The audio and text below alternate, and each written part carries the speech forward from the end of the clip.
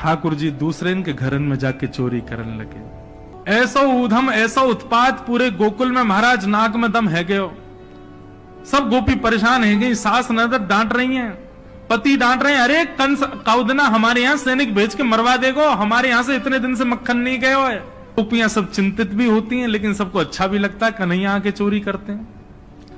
तभी उन गोपियों में एक गोपी थी, उसका नाम था प्रभावती। प्रभावती गोपी एक दिन सब गोपियों से बैठ करके चर्चा, सब गोपियां कह रही थी मेरे घर की तो ऐसे कर गो, मेरे यहाँ तो ऐसी मटकी फोड़ गयो, मेरे यहाँ ऐसा माखन चुरा गयो। प्रभावती व्यंग में हंसने लगी, हंस करके बोली आज तक मेरे यहाँ दृष्टि भी नहीं डाली उस कन्हैया ने। अरे तेरो घर कैसे बच गयो? बोले अरे कन्हैया को अपने प्राण प्यारे होंगे तो मेरे घर के आसपास भी नहीं आवेगो, वो जाने ना है मेरा नाम प्रभावती है। अब ये बात गोपी कह रही थी सब सखियों से, इतने में ही वहीं एक बालक था, वो ठाकुर जी का मित्र था। वो ठाकुर जी के पास दौड़ो गया, वो लाला एक गोपी है प्रभावती वाने यूं कहिए, लाला को अपने प्राण प्यारे होंगे तो आवेगो मेरे यहाँ चोरी करवे, मेरे यहाँ आई ना सके, प्राण प्यारे यही मारे ना आवे। ठाकुर जी बोले हमको चुनौती दे रही है? बोले हम बे लाला तू को चुनौती दे रही है? बोले अगलो धावो यही के घर मारनो है। सबसे पहले तो ठाकुर जी ने प्रभावती के देवर को अपना सखा बनाया। देवर कितना बड़ा, वो भी छोटा सा ही था। ठाकुर जी ने उसको अपना सखा बनाया। सखा बना करके उसको बेला फुसला करके बढ़िया उसको बढ़िया मक्खन वक्खन खवा के अपने पक्ष में कर लिया। ठाकुर जी बोले ए सुन, तेरी भाभी प्रभावती एक दिन चुनौती दे रही कि कन्हैया मेरे यहाँ चोरी करके दिखाए।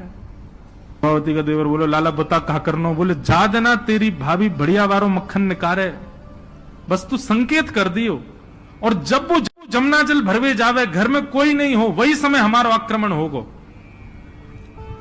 ठीक है। प्रभावती ने एक दिन बढ़िया मक्खन निकारो और महाराज मक्खन निकाल करके छींके पर टांगो, और वो बालक ने देख लिया, दौड़ करके ठाकुर जी के पास बोले आज भाभी ने मक्खन निकालो, आज ही चलो लाला। बोले हाँ आज चलेंगे। प्रभावती यमुना जल भरने के लिए गई।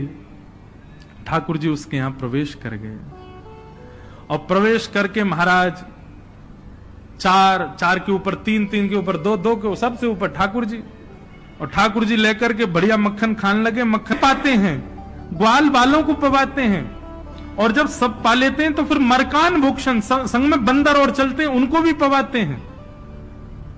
लेकिन प्रभावती के यहां इतना मक्खन था, ठाकुर जी का भी पेट भर गया, ग्वाल बालों का भी भर गया, और सब बंदरों का भी पेट भर गया, लेकिन मक्खन अभी पूरा नहीं हुआ, खत्म नहीं हुआ। ग्वाल बाल बोले लाला मक्खन तो अभी बहुत सारो बच गो। ठाकुर जी बोले ये प्रभावती हमको बड़ी चुनौती दे रही ना, याकुन एक मजा तो चका जाए। सो कहा कियो। ठाकुर जी ने एक हंडी लई, एक लठ लियो, और वहां से वह हंडी को फोड़ दियो, जितनो मक्खन हो सब नीचे गिर गयो, और वह मक्खन को चौका लगा गए, पोंछा कर गए पूरे घर में। एक कोने पे जाकर के मक्खन रह नहीं जाए कहीं भी, और पूरे में बढ़िया चौका लगा करके, और ठाकुर जी अपने ग्वाल बालों के संग अंधेरे में छुप के खड़े है गए। बोले देखियो अब मजा आवेगा, प्रभावती आवेगी। प्रभावती आई, सिर पर दो मटकियां बड़ी अचक करके चल रही थी, संभल के चल रही थी।